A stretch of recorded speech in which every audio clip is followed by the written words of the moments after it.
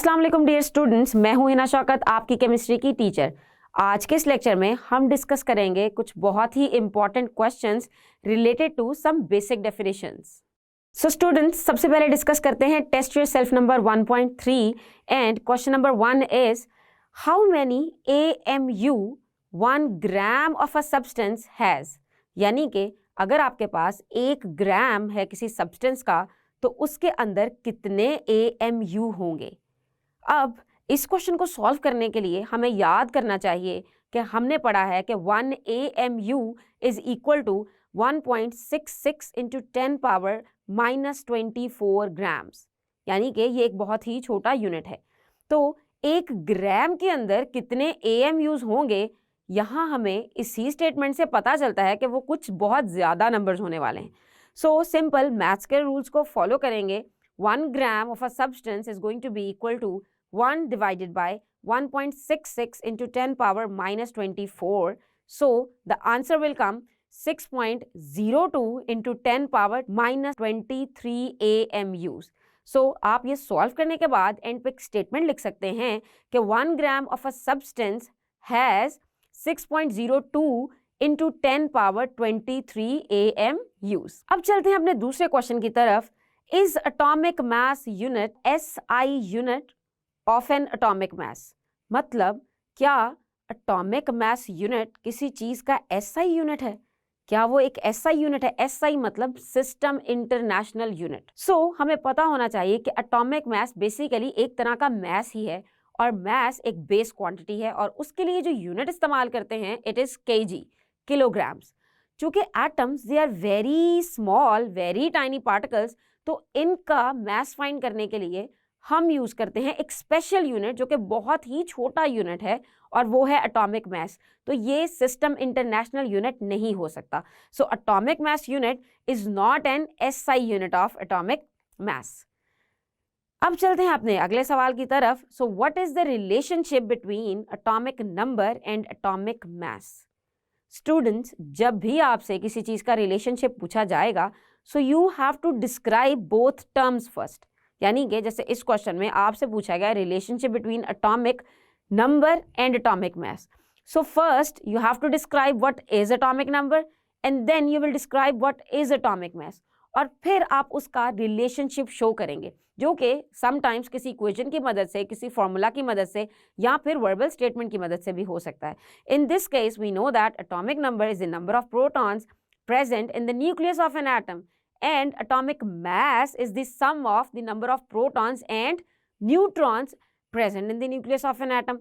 So relation तो कुछ हुआ ना, दोनों की definition में ही हमारे पास protons आए हैं। So relationship can be expressed by this equation. A is equal to Z plus N, and here A stands for atomic mass, Z stands for atomic number and N stands for number of neutrons. यानी कि इनके अंदर relation ये है कि अगर हमें इस इक्वेशन की 3 चीज़ों में से कोई सी भी 2 वैल्यूज मालूम हो तो हम तीसरी आसानी से मालूम कर सकते हैं। Next question is define relative atomic mass. Students, this definition is very important. I know the wording of this definition is little bit tricky to handle and learn word to word, but I suggest you to learn it by heart. So the definition of relative atomic mass as it is given in your book as well, the relative atomic mass of an element is the average mass of atoms of that element as compared to 1/12 the mass of one atom of carbon 12 isotope. यानी कि atomic mass, relative atomic mass तब होगा जब उसको carbon 12 के isotope से compare करके निकाला जाएगा। Next question is why atomic mass of an atom is defined as relative atomic mass. यानी कि हम एटॉमिक मास को रिलेटिव एटॉमिक मास क्यों कहते हैं? सो रिलेटिव मतलब किसी चीज के साथ रिलेशन होना। चूंकि हम एटॉमिक मास को कार्बन से कंपेयर करके फाइंड करते हैं तो इसलिए we will call it as relative atomic मास।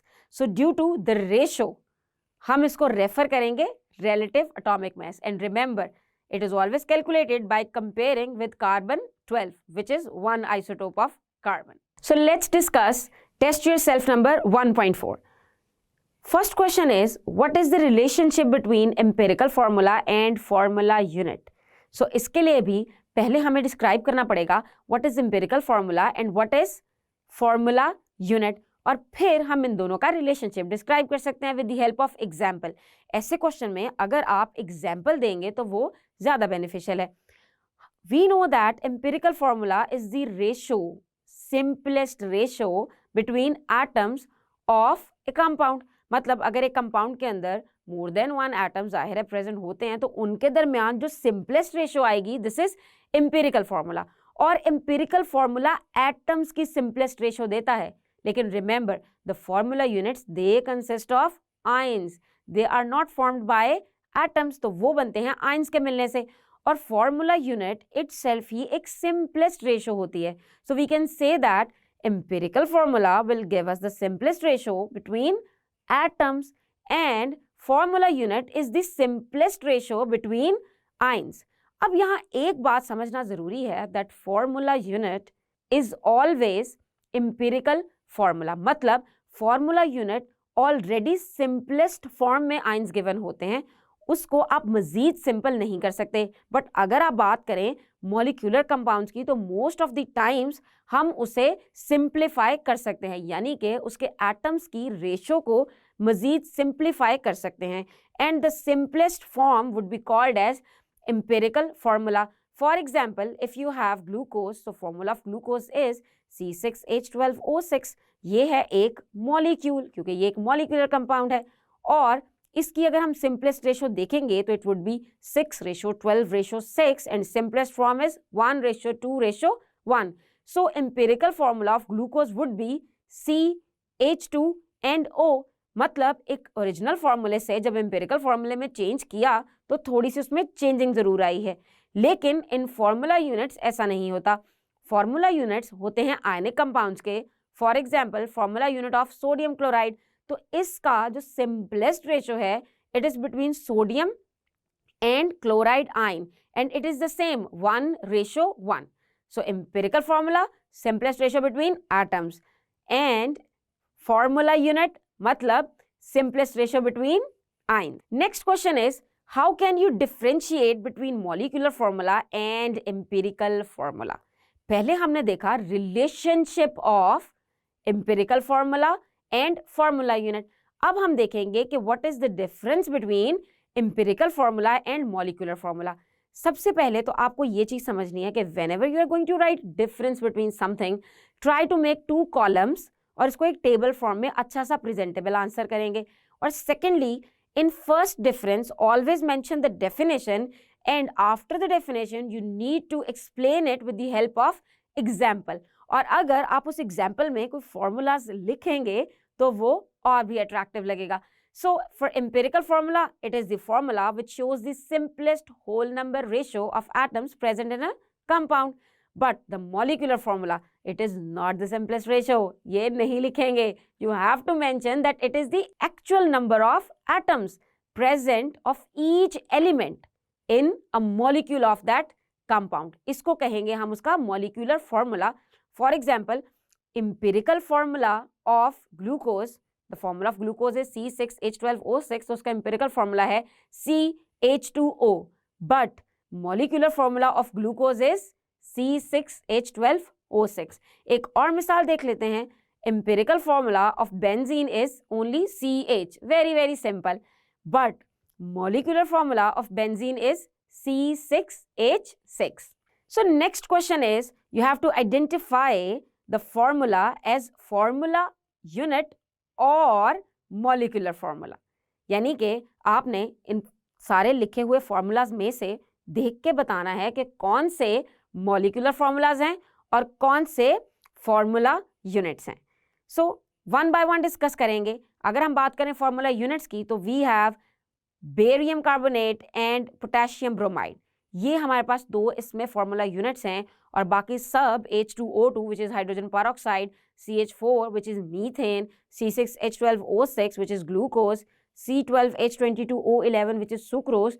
तो ये सारे हमारे पास मॉलिक्यूलर फॉर्मूलाज हैं क्योंकि इनके कोवेलेंट बॉन्ड्स होते हैं।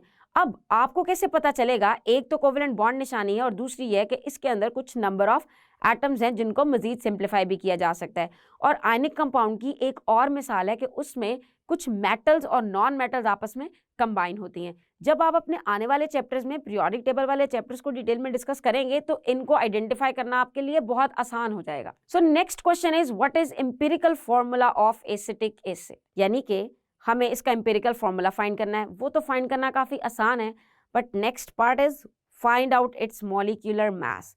सो मॉलिक्यूलर मास बेसिकली कैलकुलेशन होती है जो कि हमने पहले भी अपने एग्जाम्पल्स के साथ डिस्कस की है, लेकिन फिर भी क्वेश्चन नंबर 4 और क्वेश्चन नंबर 5 को अच्छे से सॉल्व करने के लिए हम चलते हैं अपने व्हाइट बोर्ड की तरफ। So in question number 4 we have to calculate empirical formula of acetic acid and molecular formula of acetic acid is already given. लेकिन इस मॉलिक्यूलर फॉर्मूले में एक मसला है। इस मॉलिक्यूलर फॉर्मूले को अगर आप देखेंगे तो देखने में लग रहा है कि there is already the simplest ratio, मगर ऐसा नहीं है, because empirical formula is the simplest ratio between elements. यानी कि इसमें जितने भी एलिमेंट्स हैं उसके नंबर ऑफ एटम्स को काउंट करेंगे और उसकी सिंपलेस्ट रेशो फाइंड करेंगे। As you can see that empirical formula of acetic acid is CH3COOH। अब अगर इसमें देखें कि how many atoms of carbon are there, so there are 2 atoms of carbon and there are 4 atoms of hydrogen and there are 2 atoms of oxygen. Empirical फॉर्मूले के लिए हमें इनके दरमियान में सिंपलेस्ट रेशो फाइंड करनी है। सो हम इसकी रेशो को अलग करके लिखते हैं and then we can simplify it. At the end हम इसी रेशो को वापस फॉर्मूला में पुट करेंगे। So we will have our empirical formula which would be CH2 and O. So this is going to be empirical formula of acetic acid. अब ये question यही खत्म नहीं होता, इस क्वेश्चन का एक और पार्ट भी है, find out it's molecular mass. So molecular mass find out करने के लिए हम हमेशा उसका केमिकल फॉर्मूला या फिर मॉलिक्यूलर फॉर्मूला ही इस्तेमाल करते हैं। अब मॉलिक्यूलर फॉर्मूला हमारे पास क्वेश्चन में गिवन है which is CH3COOH। First step ये है कि हम आइडेंटिफाई करें कि कितने टाइप्स ऑफ एलिमेंट हैं और हर एलिमेंट के कितने एटम्स हैं। सो स्टार्ट करते हैं from left side, 1 atom of carbon, then we have 3 atoms of hydrogen, again 1 atom of carbon, 1 atom of oxygen, 1 atom of oxygen and 1 atom of hydrogen. Now we have to put in the values of atomic masses of these given elements.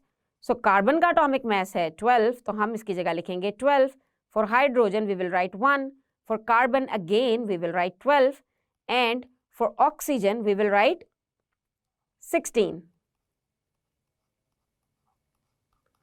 सो कुछ इस तरह से आपने अपनी values को इस सारे scenario में पुट इन करना है।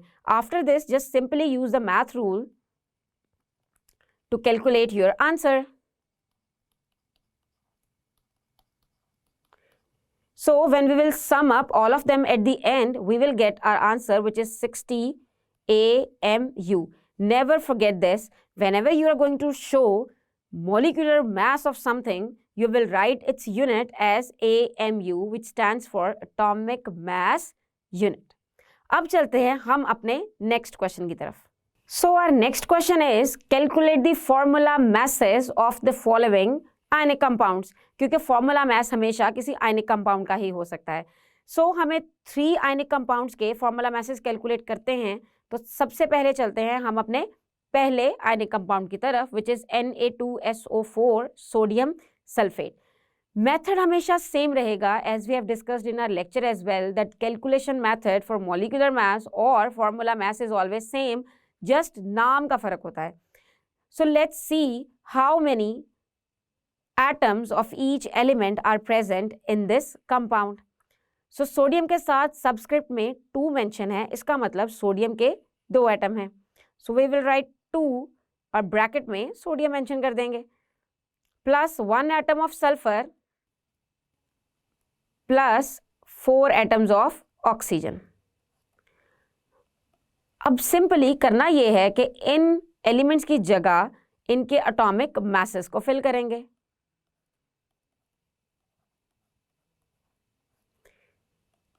Now multiply these two things. 23 multiplied by 2 would be 46 plus 32 plus 64, and don't forget you have to add all these atomic masses at the end. और अगर हम इन सबको ऐड करेंगे so we will get our answer 142 AMU, और ये होगा formula mass.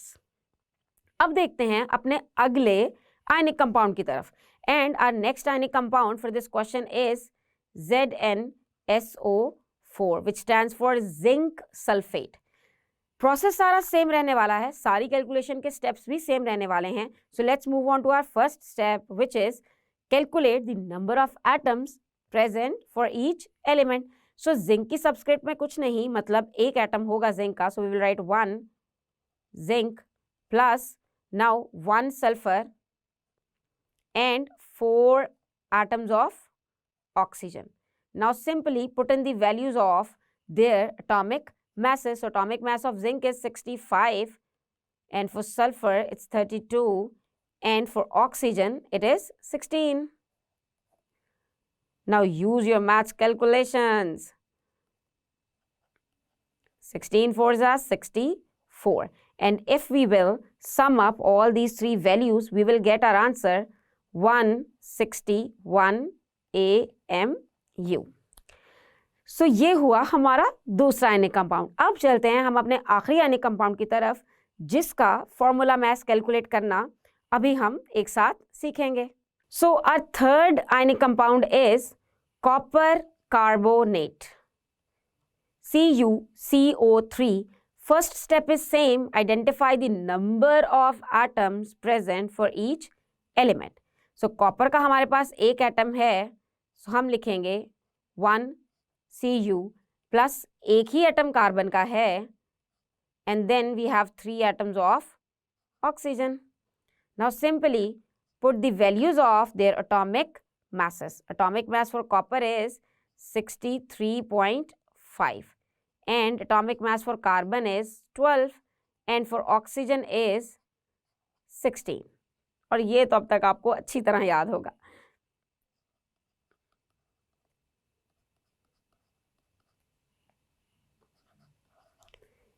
And when we will add all these values, we will get our formula mass for copper carbonate, which is 123.5 AMU, मतलब atomic mass units. So students, आज के इस lecture में हमने discuss किए हैं कुछ questions related to atomic mass, mass number, relative atomic mass unit, empirical formula and chemical formula, जो कि मुझे उम्मीद है कि आपको समझ आए होंगे। So see you in next lecture. अल्लाह हाफिज।